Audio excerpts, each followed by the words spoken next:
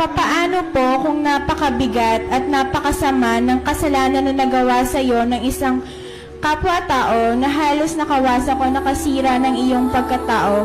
Kinakailangan po ba talagang sila ay ating patawarin? Yun lang po, thank you.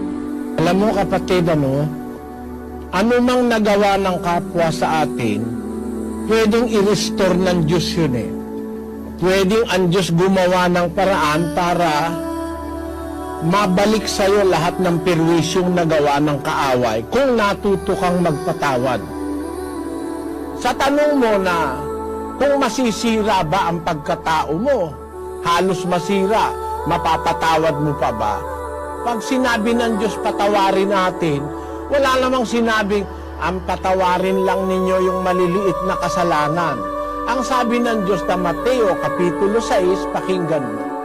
Sapagkat kung ipatawad ninyo sa mga tao ang kanilang mga kasalanan, ay patatawarin naman kayo ng inyong Ama sa kalangitan.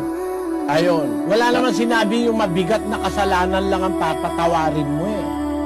Sabi ng Diyos, kung ipatawad ninyo sa mga tao ang kanilang mga kasalanan, patatawarin din kayo ng inyong Ama sa kalangitan.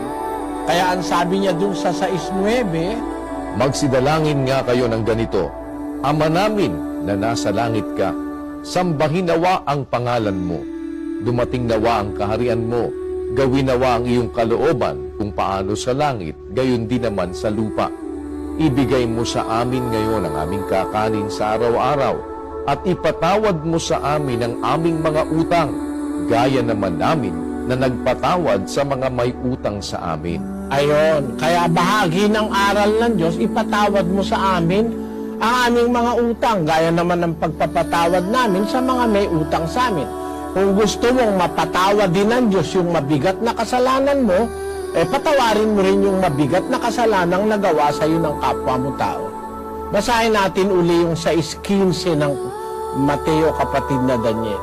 Datapwat kung hindi ninyo ipatawad sa mga tao ang kanilang mga kasalanan, ay hindi rin naman kayo patatawarin ng inyong Ama ng inyong mga kasalanan. Yan ang sagot sa tanong mo, kapatid. Thank you po.